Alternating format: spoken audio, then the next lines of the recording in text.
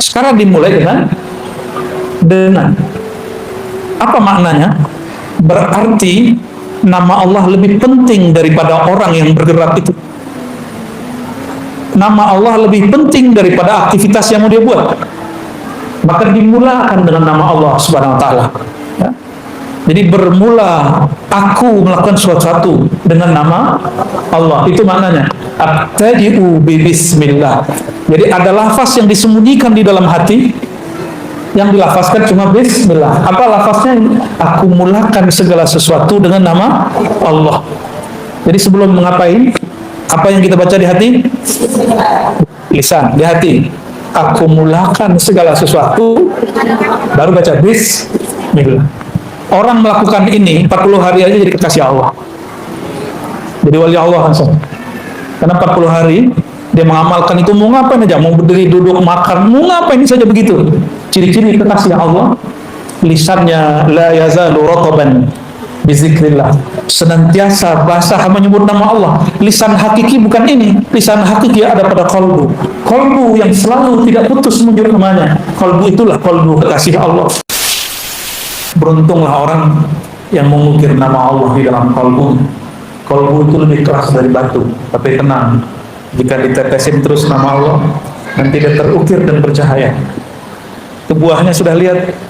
Mu'allaf itu Bunda Tina berpulang nama Allah akhir kalamnya. Benarlah kata Nabi, man kana akhiru kalamihi la ilaha illallah dakhalal jannah. Siapa yang akhir kalamnya la ilaha illallah pasti masuk surga. Kenapa tidak? Dia di dunia sudah masuk taman surga, maka dia meninggal langsung masuk surga.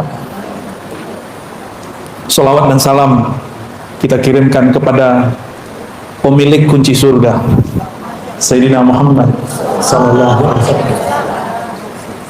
Man nasiya salata alaiya khati'a tariqal jannah. Hadis Imam Ibnu Majah, hadisnya hasan. Siapa yang lupa sengaja berselawat kepadaku, dia akan khati'ah, ketika hendak ke surga dia salah jalan. Masih di dunia akan salah ma'rifatnya kepada Allah, apalagi kalau sudah mau wafat. Kita sudah banyak ketemu orang-orang yang ma'rifatnya ma'rifat setan. Ciri-cirinya nggak mau selawat sama Nabi, malah meremehkan Nabi, malah sering kemudian mengatakan, oh Muhammad yang dikubur di Madinah itu nggak usah, ya ada Muhammad dalam badan saya. Nah ini kalam-kalam berbahaya. Betul ada Nur Muhammad di dalam diri, tapi tidak boleh merendahkan Muhammad bin Abdullah. Karena Nur Muhammad yang paling sempurna itu ada pada diri Sayyidina Muhammad bin Abdullah sallallahu alaihi wasallam.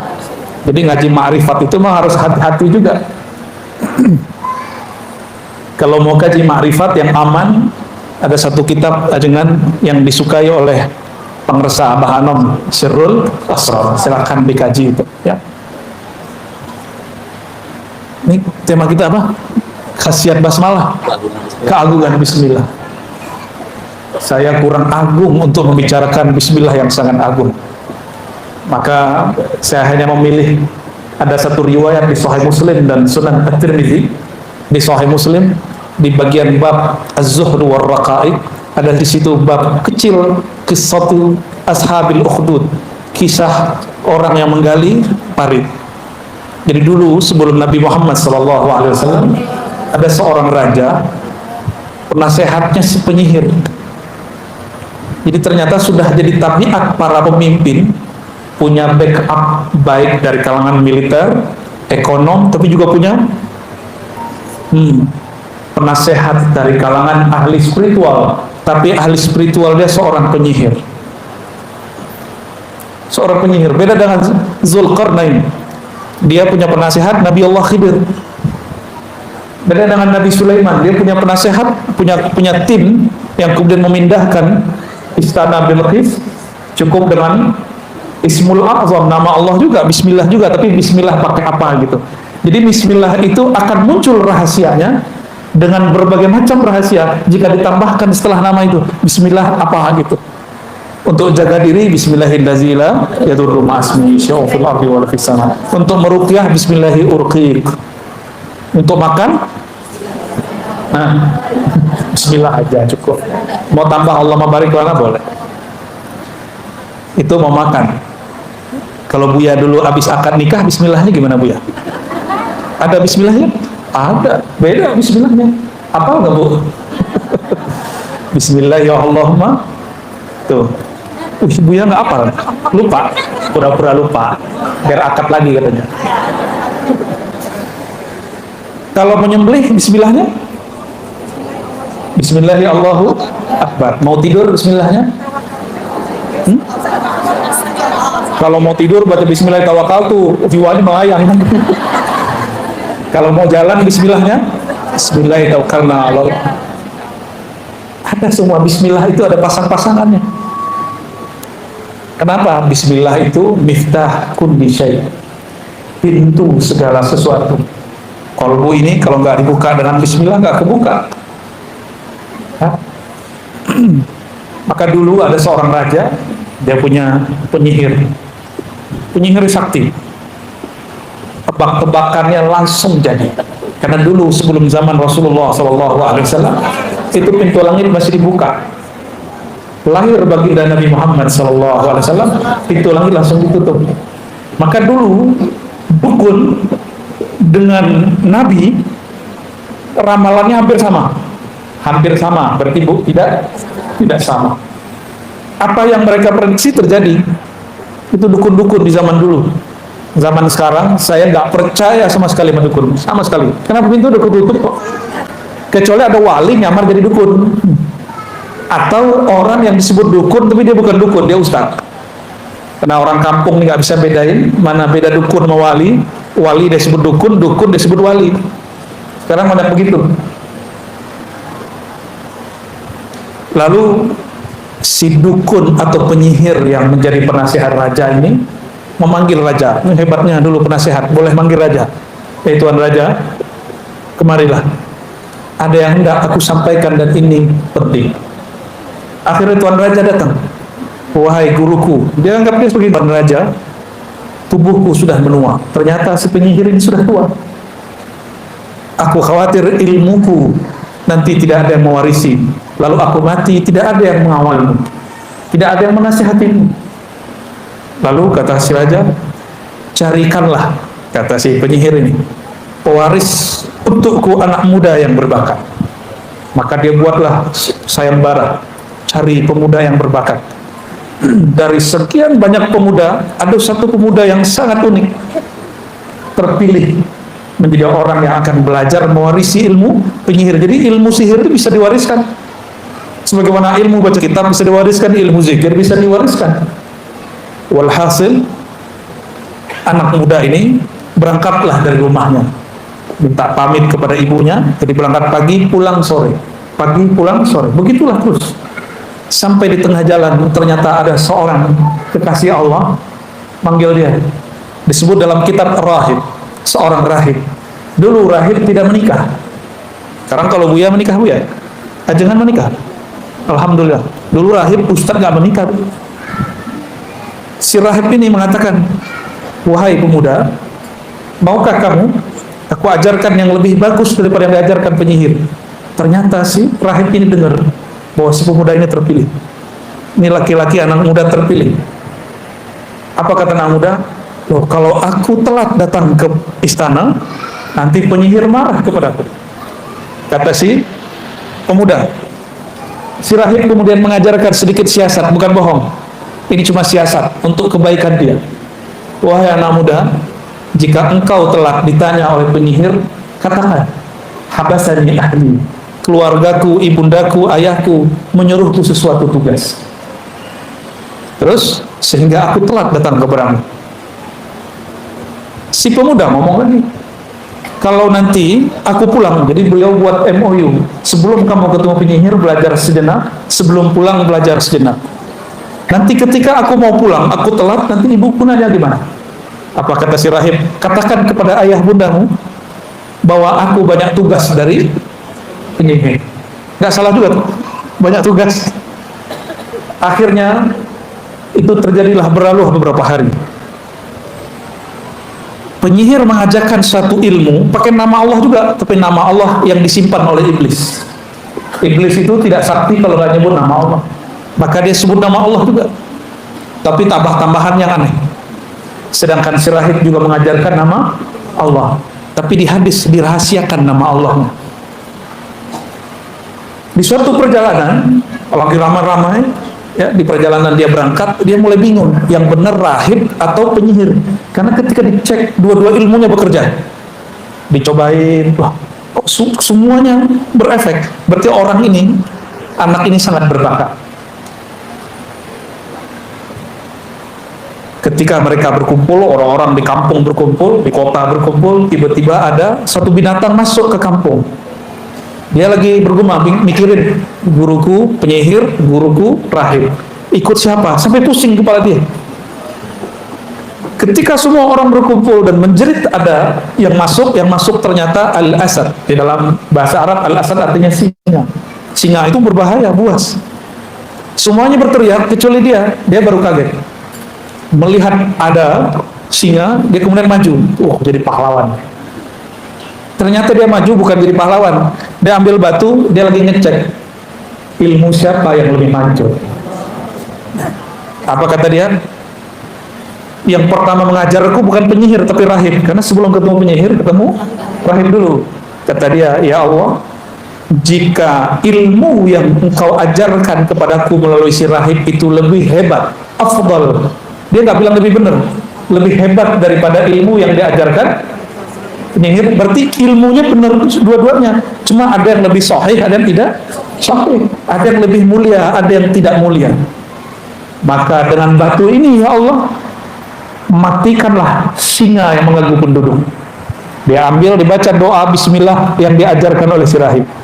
Bismillah ada tambahannya, cuma sayang bismillahnya apa nggak disebut. Jadi ini nggak bisa diajarkan ke bapak ibu, ke buya, ya, ke ajengan. Cuma ini rahasia, saya nggak boleh ajarkan. Ada sir yang sudah menyebutkan, yang itu dirahasiakan. Karena nanti efeknya bahaya. Nanti ada orang asik nanti berubah jadi dukun. Awalnya jadi rahib, lama-lama jadi dukun. Dia lemparlah, baca bismillah depannya, setelahnya titik. Dia lempar. Faramal asada fakutila. Lalu dia melempar batu kepada singa. Singanya kena, nggak tahu, belum kena barangkali sudah jatuh duluan singanya. Itu bahasa singanya sudah jatuh. Sebenarnya bukan batunya yang mujarab, bismillahnya yang mujarab. Mati singanya, kaget. Semua penduduk tadi melihat, oh, bukan penyihir, bukan pula rahib, tapi anak muda yang dia terpilih. Melihat seperti itu, besok dia mau berangkat, datang lagi ke rahib, setelah ke rahib berangkat ke di perjalanan, gosip menyebar, ada anak muda sakti punya guru, satu master kegelapan, satu master cahaya. Berarti dia yin yang, ya. Anak muda ini didatangilah oleh orang-orang, ada yang bawa anaknya penyakit kulit, ada yang buta, ada yang lumpuh, dibawa semua. Dia cuma usap bismillah, bismillah. Ada yang bismillah di ludah, ada yang nggak sempat pergi dulu, saya mau jalan, pegang doang sembuh. Ramailah pasien si anak muda, tapi dia tidak minta tarif. Cuma orang mengatakan, kamu sembuhkan anak saya kasih hadiah. Kayalah dia. Kabar ini sampai kepada raja. Raja senang awalnya, sepertinya murid penyihir sudah sukses melewati gurunya sang penyihir. Kayak cerita Harry Potter, ya. Beda. Ini ceritanya di Najran. Cerita ini pernah terjadi di Najran. Jadi masih di daerah Jazirah Arab. Dipanggillah oleh raja, dikira oleh raja, si pemuda ini mengamalkan zikir yang diajarkan, bacaan mantra yang diajarkan oleh penyihir. Ternyata tidak. Saya pernah belajar, saya kira orang itu ahli zikir, ternyata penyihir. Yang diajarkan zikir aja kan. Tapi semenjak saat itu, detik itu saya mengamalkan, tahu-tahu kuntilanak mendekat. Ternyata orang ini punya piaraan kuntilanak.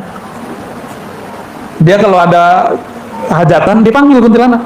Sengaja bikin rusuh. Nanti supaya orang takzim ke dia usir kuntilanak, anak buahnya. Semenjak saat itu saya jadi penakut. Padahal dulu tinggal dekat kuburan. Tidur pun di belakang rumah saya kuburan. nggak ada takut. Tapi selama 2 minggu, itu seakan-akan jin bertengger di pohon, kayak ada di atas semuanya. Oh, ternyata orang-orang belajar ilmu kebatinan kepada ahli-ahli spiritual yang tidak mengajarkan tauhid dengan benar, jadi penakut. Jadi dukun itu orang paling penakut. Penakutnya bukan main. Tapi anak muda ini nggak penakut. Diadili oleh raja, diuji ini dan itu, beres semua. Akhirnya ditanya, ilmu siapa yang kamu amalkan? Dia bilang, bukan ilmu penyihir. Saya belajar ini dari seseorang, tapi dulu punya MOU dengan si rahib. Kamu jangan kasih tahu siapa aku. Tapi karena dia dipaksa, maka dikasih tahu. Aku diajarkan oleh seorang rahib. Ternyata si rahib ini sudah tua juga. Dulu kawan daripada penyihir. Penyihirnya, karirnya, Masya Allah, tapi dia punya kegelapan di dalam jiwanya. Sedangkan si rahib, dia tidak mencari popularitas, tapi doanya mustajab. Karena si pemuda ini banyak orang yang sembuh olehnya, maka orang-orang mengikuti dia. Orang lebih takzim kepadanya daripada raja. Ketika dia mengatakan yang mengajarku seseorang, tapi bukan penyihir, dicari tahu, ketemulah si rahib. Si rahib diadili, lalu digergaji. Tahu dari gergaji? Pernah kena suntik? Ada yang ahli suntiknya, anaknya Bu Hajah, bisa nyuntik dia, aulia. Disuntik aja sakit ya, kegores sedikit sakit. Ini digergaji. Ternyata sebelum anak muda ini diadili, dia sudah dipanggil oleh sang rahib. Kata sang rahib, wahai Ananda, engkau telah mencapai yang aku belum pernah mencapainya. Engkau diberikan kehebatan yang mana aku belum pernah mempraktekkannya.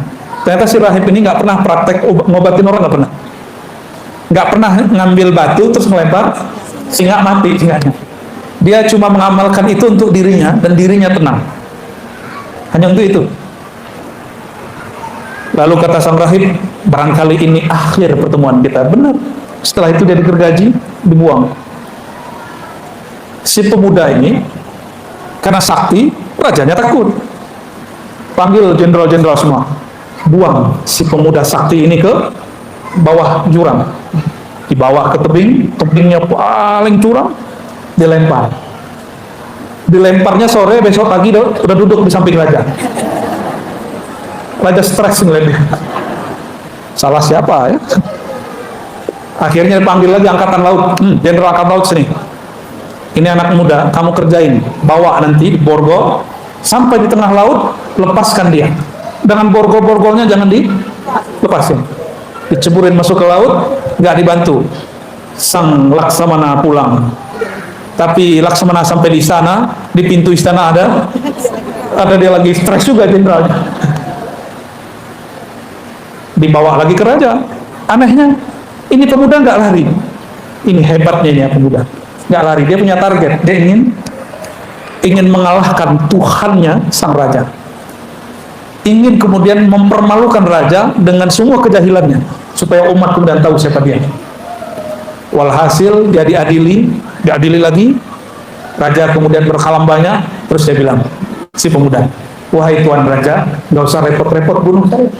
Saya tidak akan mati. Inilah asal muasal ilmu debus. Ini asal muasal ilmu. Berarti debus itu bukan ajaran sihir. Debus itu aslinya karomah para aulia. Si pemuda ini ngomong gini, mirip kayak Nabi Ibrahim, cuma ini lebih dahsyat. Wahai tuan raja, engkau baru mampu membunuhku jika engkau menyalibku lalu memanahku dengan satu bacaan. Oh, rajanya semangat. Hanya engkau yang bisa memanahku, tapi dengan satu bacaan yang nanti aku bisikkan kepadamu. Kata si raja, oke. Besok pagi dia disalib. Jadi dulu biasa orang-orang yang mau dihukum disalib. Jadi itu bukan ajaran Kristus. Itu memang sudah kebiasaan orang lama. Tahanan-tahanan orang jahat, orang-orang yang dibenci oleh penguasa, dia kemudian disalib. Setelah disalib, dia kemudian ngambil panah si raja ini, lalu membaca yang dibisikkan malam tadi kepadanya. Tolong kamu hafalkan ini, kata si anak muda. Hanya kamu yang boleh membaca ini dan yang mujarab baca ini. Yang lain tidak. Panglima tidak, jenderal tidak, para jurid tidak. Karena semua kesaktian mereka itu di bawahku semua. Lebih sakti daripada panglima dia. Maka diambil panah yang paling bagus, diarahkan ke jantung si pemuda. Dia bacalah. Si pemuda mensyaratkan, kamu membacanya dengan keras sehingga terdengar oleh semua yang hadir. Dia bacalah, Bismillahi Rabbi hazal ghulam. Ada yang tahu artinya? Selain buya dan ajengan. Bismillahi, dengan nama Rabbi haza ghulam, pemuda, dengan nama Allah, Tuhan yang disembah oleh anak muda ini. Melesat kena tubuhnya berisikan nama Allah. Tidak akan tembus kecuali panahnya diisi dengan kalimatullah. Tembus, benar-benar tembus, dan dia mati. Disitulah kemudian datang Perdana Menterinya. Wahai Tuan Raja, engkau telah dikalahkan 3 kali lipat. Maksudnya apa? Pertama, engkau dikalahkan dengan kalahnya penyihir, kalahnya si singa. Yang kedua, engkau kalah karena banyak orang sembuh oleh si pemuda. Yang ketiga, engkau kalah, engkau telah membaca nama yang disembah oleh. Itu semua yang hadir langsung bertobat kepada Allah, bersyahadat dan mengatakan, kami bersaksi menyembah Tuhan yang disembah oleh pemuda ini. Itulah semuanya bergetar di tempat itu. Apa sikap raja? Sang raja udah tahu kebenaran, tapi dia masih tolak. Itulah sombong. Sombong itu ciri-cirinya tahu kebenaran dia tolak. Gengsi. Sudah lama dia jadi Tuhan. Apa dikatakan, semua Al-Qadun suruh gali parit, siapa saja yang tidak mau kembali menyembahku, maka akan dikubur hidup-hidup. Itulah yang diceritakan dalam surat Al-Ukhdud itu. Kutila ashabul ukhdud, ya, tentang parit. Itu kejadiannya. Dan di masa Sayyidina Umar dapat kabar dari gubernurnya di daerah Najran bahwa di situ ada kuburan. Si pemuda tadi dikubur biasa, sedangkan si raja nggak tahu, ya, matinya nggak jelas. Tangan si pemuda ini nggak pernah hancur. Betul, jantungnya tertusuk, tapi badannya tidak pernah hancur. Bumi sayang kepadanya. Tangannya ketika digali keluar masih utuh dan berdarah segar. Diusut-usut ketemulah siapa nama orangnya. Maka Bapak Ibu yang bukan Allah, jika begitu orang dulu yakinnya baca Bismillah, lalu kenapa kalau kita baca Bismillah nggak ada efeknya? Karena membacanya baru di lisan, belum di qalbu. Sedangkan si pemuda ini ujiannya berat. Satu gurunya rahib, satu gurunya penyihir. Tapi dia praktek langsung. Dia kemudian uji coba. Nah, kita ini kurang uji coba aja. Ya. Ilmu sudah banyak, tapi kurang praktek. Zikir yang diajarkan nama ajengan kan sudah cukup. Bismillah, diulang-ulang dulu, Bismillahnya udah hebat. La ilaha illallah. Kita meninggal bawa apa? La ilaha illallah. Maka mahir-mahirkan baca la ilaha illallah. Banyak-banyak baca la ilaha illallah. Sehingga nafas naik turun baca la ilaha illallah. Itu sudah dahsyat. Kolbu orang ini lebih kuat daripada gunung-gunung. Gunung diturunkan satu nama hancur. Bumi dikasih nama Allah bergetar, gempa. Kalau kalbu orang beriman disebut nama Allah cuma bergetar sesaat, habis itu dia tenang. Summa talinu juluduhum wa qulubuhum ila dzikrillah. Ya, dalam surat Az-Zumar. Lalu kalbu mereka tenang setelah bergetar kepada mengingat Allah Subhanahu wa taala. Biasanya ibu-ibu doang ya, bapak-bapak ini nggak ada ya. Ya. Nah, maka Bapak Ibu, ini sama-sama kita amalkan zikir bismillah. Nah, zikir bismillah ini menjadi khas Ratibul Attas. Ya, di Majelis Syifaul Qulub sepertinya sudah mulai mengamalkan ya, Ratibul Attas. Salah satu yang diulang-ulang oleh Al-Habib Al-Attas adalah Bismillahirrahmanirrahim, Bismillahirrahmanirrahim, Bismillahirrahmanirrahim.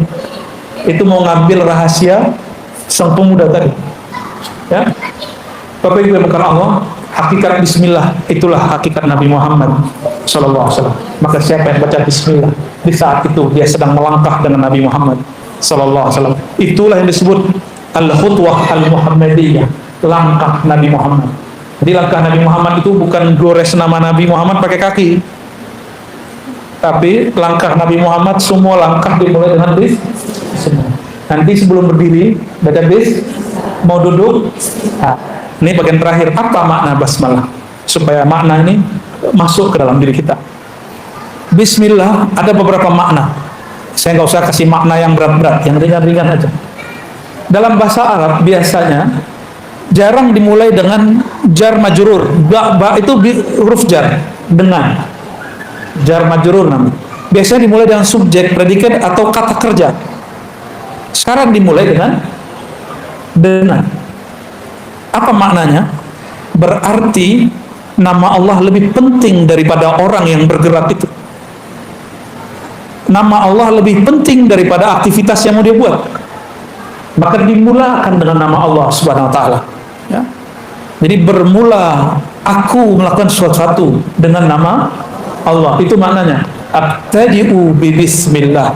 Jadi ada lafaz yang disembunyikan di dalam hati, yang dilafazkan cuma bismillah. Apa lafaznya? Aku mulakan segala sesuatu dengan nama Allah. Jadi sebelum mengapain, apa yang kita baca di hati? Lisan, di hati. Aku mulakan segala sesuatu, baru baca bismillah. Orang melakukan ini 40 hari aja jadi kekasih Allah. Jadi wali Allah langsung. Karena 40 hari dia mengamalkan itu, mau ngapain aja, mau berdiri, duduk, makan, mau ngapain saja begitu. Ciri-ciri kekasih Allah, lisannya la yazalu rataban bizikrillah, senantiasa basah menyebut nama Allah. Lisan hakiki bukan ini, lisan hakiki ada pada kolbu, kolbu yang selalu tidak putus menyebut namanya. Kolbu itulah kolbu kekasih Allah. Kekasih Allah itu bukan orang yang punya performan berserban berkopiah, tapi orang yang di dalam kolbunya ada hiasan bismillahirrahmanirrahim. Tadi baca kayak pakai baju, pakai jilbab, pakai bismillah nggak Bu?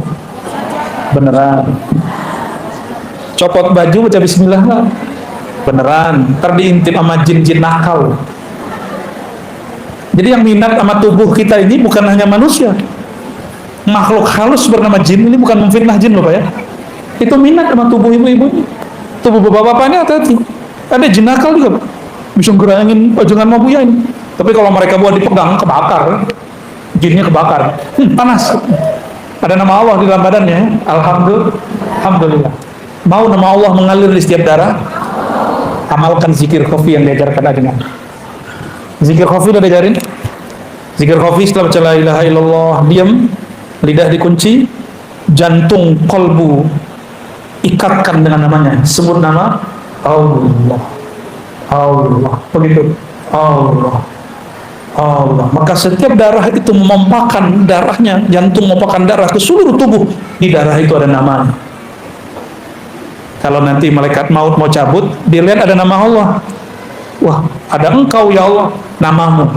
Maka dia lapor, ya Rabb, di dalam tubuh si fulan ada namamu, sedangkan engkau tidak pernah jauh dari hamba yang ada namamu. Apa kata Allah? Lembutkan ketika engkau mencabut nyawanya. Nggak bisa juga. Maka ada satu jalan lagi. Orang kalau baca nama Allah, kolbunya langsung dipindahkan. Detik itu orang baca nama Allah dipindahkan ke taman surga. Cuma kita nggak nyadar kan? Jadi setiap orang yang zikir, di detik dia berzikir, ruhnya Allah pindahkan ke dalam taman surga. Cuma orang itu nggak sadar. Kenapa? Kolbunya punya mata basirah belum terbuka. Kalau Allah bukakan sekali, dia akan merasakan minimal ketenangan. Tenang itu sudah di surga itu. Karena mata ini tidak bisa mengibaratkan apa yang dirasakan kolbu. Nabi mengatakan mala ainun ra'at. Mata tidak pernah memandangnya, telinga tidak pernah mendengarnya, tidak pernah juga terbersit di kolbu manusia. Kolbu manusia. Tapi kalau kolbu ini mengenal Allah, apa kata Nabi? Dia telah masuk ke riyadul jannah, taman-taman surga. Jadi nanti ibu-ibu yang hadir ini rajin-rajin zikir khafi, zikir kolbu, sebut nama Allah, maka di tubuh kita mengalir. Itulah sebabnya tadi almarhumah Bunda Tina bisa menyebut nama Allah, karena dia sudah menabung nama. Kita kalau lagi ada masalah, apapun masalahnya, yang di ATM keluar kan? Keluar, ya, ada urusan ini kita bayarin. Kalau di dalam ATM nggak ada apa-apa, Utang ada, gimana mau bayarnya? Nanti kita punya masalah paling besar. Masalah paling besar dicabut nyawa oleh malaikat maut. Maka tabunglah nama Allah di kolbu. Dia akan hormat kepada orang yang akan dicabutnya.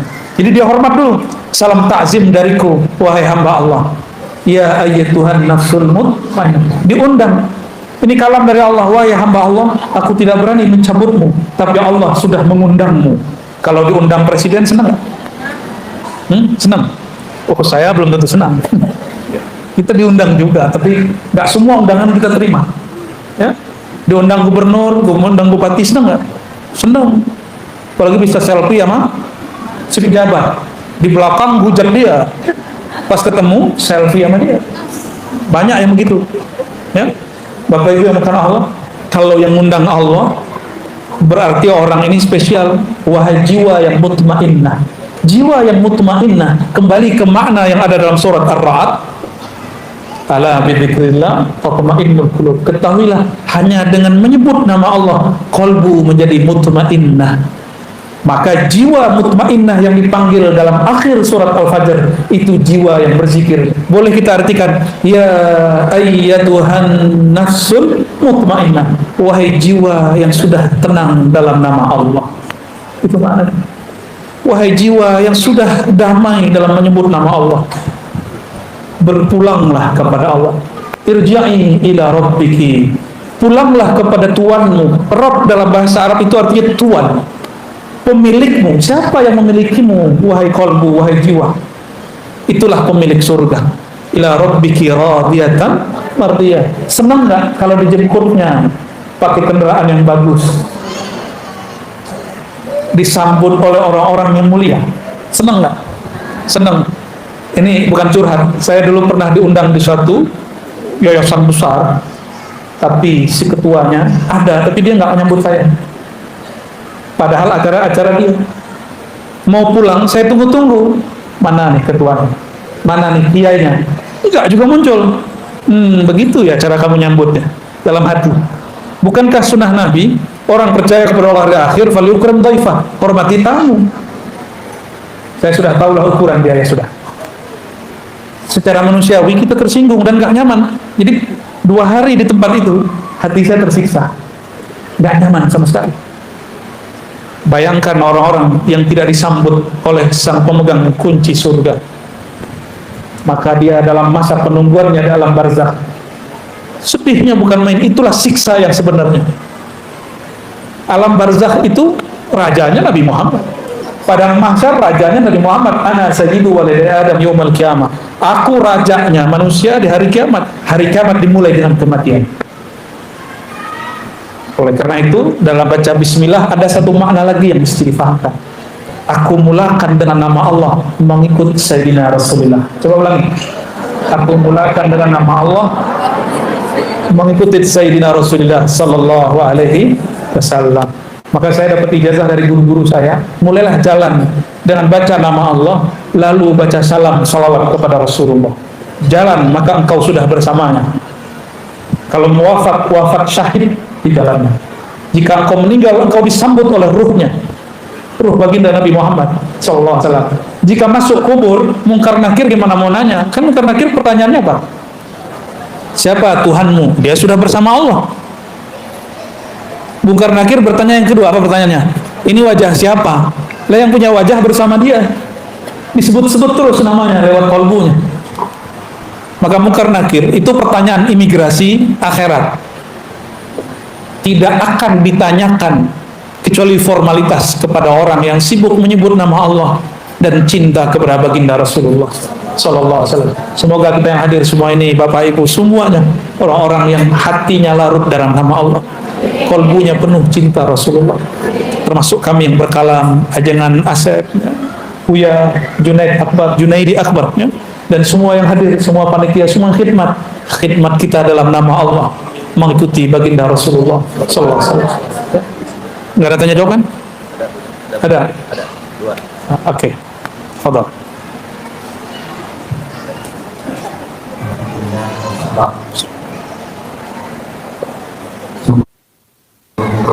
Ini apa yang disampaikan oleh dengan koordinasi. Mudah-mudahan beliau sampaikan dari hati sampai pulang ke hati. Amin. Amin. Kita meninggal dalam kalimat Allah. Mungkin kita buka dua pertanyaan saja. Ada tadi sempat menulis? Sudah ditulis sampaikan ke depan atau langsung? Silakan. Baik, dari depan dulu. Ya, Bismillahirrahmanirrahim. Assalamualaikum warahmatullahi wabarakatuh. Mohon izin kepada Tuan Guru yang berpotensi dan juga Ustaz Junaidi Akbar dan juga Ustaz saya Ustaz Asif Rohani. Mohon izin menyampaikan Ustaz dan izin pertanyaan mengenai hal kita para bertawajud, ya. Apakah bertawajud lidah kita? Kalau saya pribadi punya itu lidah saya belum bisa untuk dirikan ke langit, karena ketika saya dengar dan lidah saya ke langit itu belum bisa jadi dengan kopi Ustaz. Apakah itu diperbolehkan? Mohon izin untuk mengenai tawajud Ustaz, karena saya juga mohon doanya, insya Allah saya berkhidmat di majelis zikir Ustaz. Saya selaku pemuda, umur saya masih 22 tahun Ustaz. Mohon doanya untuk seluruh hati saya dapat beristiqomah untuk berzikir kepada Allah Subhanahu wa taala. Sekian wabillahi taufiq wal hidayah. Wassalamualaikum warahmatullahi wabarakatuh. Memejamkan mata, mengunci lidah. Mengunci lidah itu tidak mesti dilipat. Yang penting lidahnya tidak sibuk dengan yang lain. Namun bagi orang yang kolbunya belum hidup, oleh para imam kita dianjurkan membacanya dalam lidah. Allah, Allah, Allah. Itu boleh. Cobain Bu. Ya, pejam matanya, pegang dadanya. Ikuti. Ya Allah, Ya Allah. Sama-sama. Ya Allah. Iya-nya hilang. Allah, Allah. Nah, lidahnya tidak digerakkan lagi, mulut dikunci, mata tetap dipejam. Sebut nama Allah dalam qalbu. Allah, Allah, Ya Rasulullah SAW. Ya, cukup. Terasa nggak terasa, nama Allah sudah masuk. Ya, jadi rasa itu nggak mesti dikunci lidahnya. Yang penting kolbunya bergerak menyebut nama. Karena hakikat yang menyebut nama itu kolbu. Tapi jika kolbu belum bisa sendiri, temani dengan lidah. Allah, Allah, Allah. Tapi sebaik-baik zikir khafi, ma khafi, yang suaranya tidak terdengar. Kita baca dengan lidah, tapi cuma kita yang dengar. Itu juga boleh. Ya, jadi jangan sampai kalau lidahnya belum dikunci ganggu orang. Gitu ya. Nikmat orang yang kolbunya ada nama Allah, hidupnya nggak pernah kesepian. Berarti orang-orang yang kesepian siapa? Yang kolbunya sepi dari nama Allah. Kolbunya sepi dari nama Allah. Orang yang menyebut nama Allah di kolbunya, Allah menyebut namanya dalam zatnya. Orang yang sebut nama Allah di keramaian, Allah sebut nama dia di majelis para syuhada, majelis para aulia, majelis para anbiya, mursalin dan malaikat. Itu yang disebut selebritis langit. Jadi ada selebritis langit, walaupun nggak banyak follower di Instagram nggak apa-apa, nggak banyak teman di Facebook nggak apa-apa, bahkan nggak punya IG dan Instagram nggak apa-apa. Yang penting nama kita disebut-sebut di sana. Tapi nama yang mana yang disebut? Nama yang dikasih orang tua? Belum tentu. Nama yang Allah kasih kepada kita. Setiap hamba itu dikasih nama, Pak. Nama kehambaan. Pakai Abdun di depannya. Abdullah, Abdurrahman, Abdurrahim. Itu namanya kehambaan. Nah, masing-masing kita ada nama itu. Jadi nggak usah khawatir. Waktu tawajuh langsung. Ya, lanjut. Siapa lagi yang mau tanya? Ya. Assalamualaikum. kami ini rumah Ustaz, setiap hari di rumah dengan suara Ustaz, jadi sering Ustaz bilang ada ijazah seperti kalau itu bilang di rumah, maksudnya Ustaz, mobil itu kamu di rumah kita amalkan bisa, dan kita zikir itu Ustaz belum bisa masuk benar-benar masuk ke hati. Dan kalau lagi sama-sama nih kita banyak hal lain, dari karena banyak dosa kali ini. Jadi mohon penjelasan. Assalamualaikum warahmatullahi wabarakatuh. Nonton kenapa bisa konsentrasi? Karena ada yang dilihat. Pernah nonton tapi subtitlenya nggak ada, bahasanya bukan bahasa Indonesia, bisa fokus nggak nontonnya? Nah, paham maksud saya? Kalau ingin menonton kolbu, pahami yang dibaca, kenali yang punya nama. Kalau sudah kenal yang punya nama ini pemilik alam semesta. Kalau sudah kenal dengan nama Allah, nama Muhammadur Rasulullah, nama Sayyidina Muhammad Rasulullah, itu nama yang paling dicinta di alam semesta. Ini pohon-pohon, itu setiap hari dia baca Assalamualaikum ya Rasulullah. Kalau nggak mati deh. Kalau dia nggak sebut nama Allah sama Rasulullah, mati itu pohon. Maka sahabat Nabi, ketika mereka menemani Rasulullah SAW jalan, mereka dengar. Jadi sahabat Nabi dengar apa sapaan pohon-pohon, sapaan batu-batu. Itu batu dan pohonnya apa nama Rasulullah. Gimana kira-kira tuh? Kalau ajengan datang ke masjid subuh-subuh, pohonnya apa? Assalamualaikum jemaah. Pulang. Tapi beliau langsung zikir, la ilaha illallah, gitu, keluar zikirnya. Nabi Muhammad SAW setiap keluar begitu. Wali-wali Allah juga begitu. Kalau jalan kemana disapa, hewan-hewannya apa dia, pohon-pohonnya apa dia, malaikat pun sapa dia. Kata Nabi SAW, siapa yang istiqomah berzikir menyebut namaku, maka safahatkumul malaika, malaikat akan menyalaminya. Di mana dia salami? Bukan hanya lagi zikir, lagi di mana? Di tempat tidur, kita lagi lalai. Wa fit turuq, dan di jalan-jalan. Jika kita disapa malaikat lagi tidur, lagi di pasar, lagi di jalan, berarti kalau lagi zikir bukan lagi disapa, dibersamai. Kok bisa pikiran kemana-mana? Wajar. Emang kalau ibu masih hidup di dunia, pikiran macam-macam. Nikmati aja. Nah, kapan kita tahu pikiran kita banyak? Kalau sudah mulai zikir qalbu. Jadi sebenarnya ciri-ciri orang mulai dibukakan pintu khusyuk kepadanya, disebut nama Allah, lalu dia tahu, kok pikiran saya banyak ya? Itu awal khusyuk. Jangan berhenti, terusin. Zikir, pikiran kemana-mana lagi. Biasanya nggak sadar, sekarang sadar. Itulah yang disebut babul khusyuk, pintu khusyuk. Itu baru pintu, belum. Ya, di pintu kita ketuk terus, pintu kolbu. Kolbu itu punya pintu, pintunya langsung menuju Allah Subhanahu Wa Taala. Terserah nanti Allah mau undang kapan. Ya, kapan Allah akan mengundang kita masuk? Kalau hilang kedirian, keegoan. Maka dalam hikam Notailah itu dikatakan, man talaba minallahi 'iwadan tuliba bisidqi fil 'amali. Lebih kurang begitu. Siapa yang minta pahala, minta sakti, minta tenang, minta khusyuk, maka Allah tuntut dia dengan sungguh-sungguh. Maka jangan minta macam-macam, zikir-zikir aja. Nikmat enggak nikmat zikir, khusyuk enggak khusyuk zikir.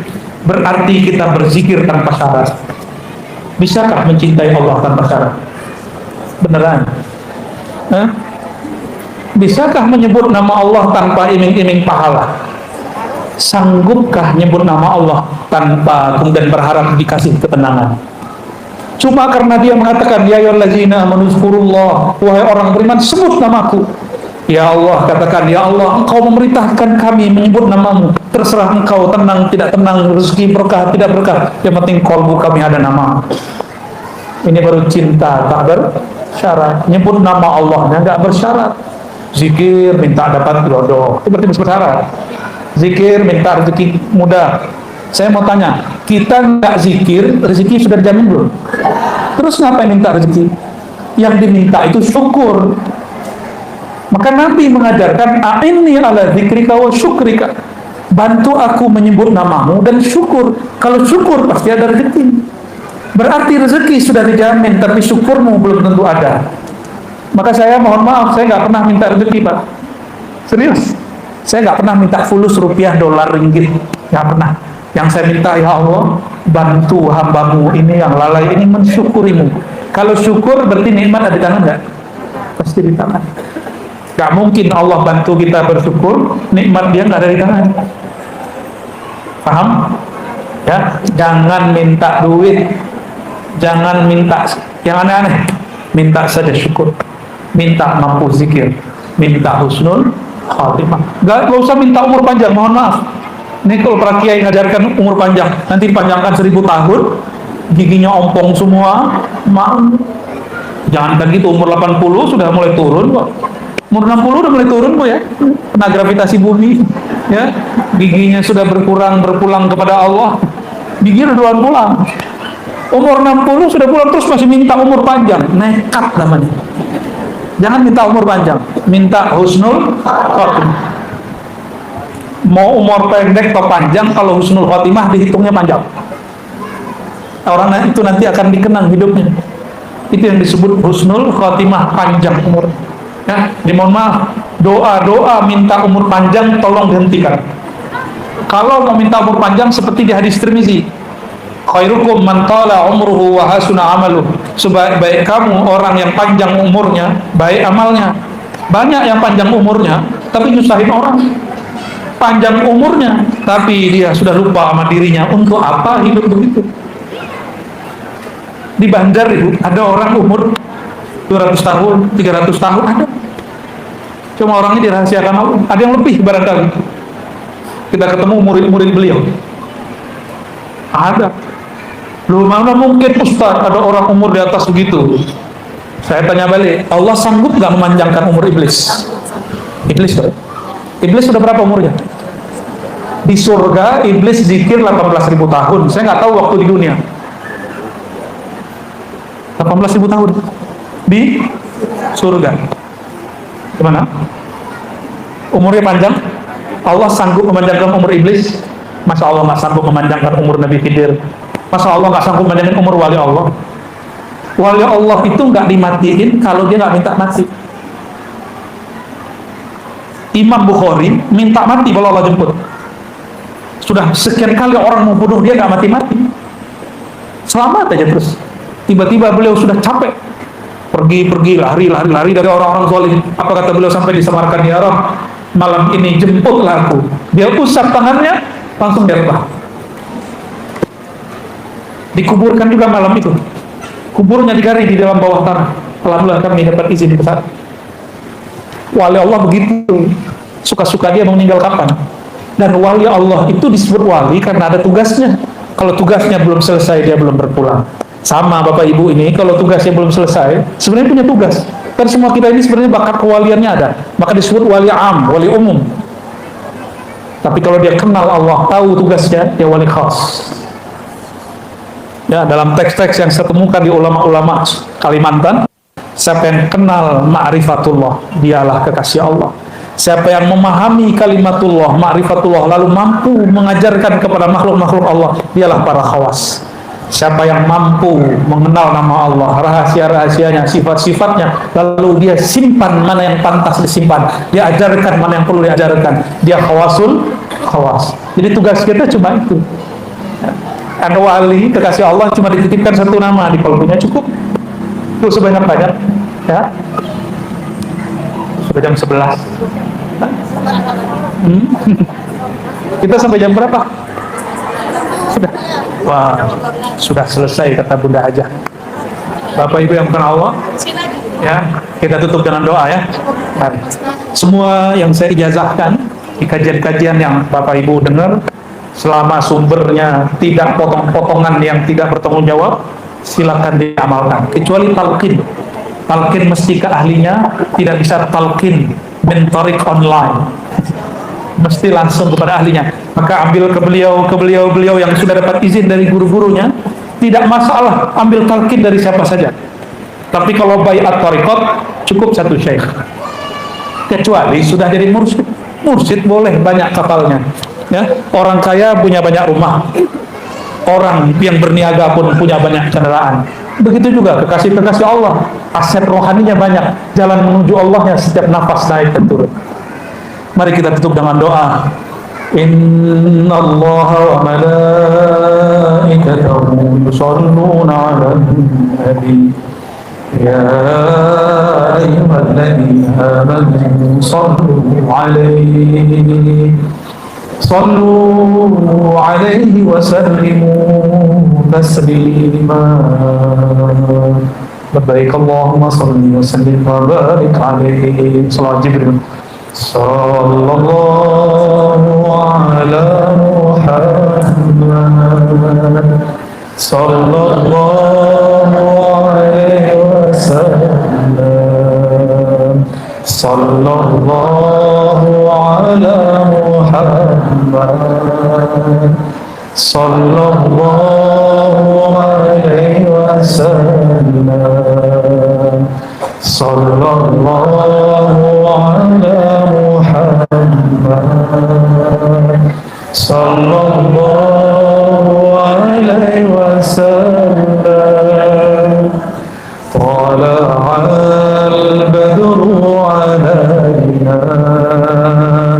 min saniyatil wada'i wajaba syukru alaina ma lillahi da'i. Sallallahu ala Muhammad sallallahu alaihi wasallam. Sallallahu ala Muhammad sallallahu alaihi wasallam. Al-Fatihah.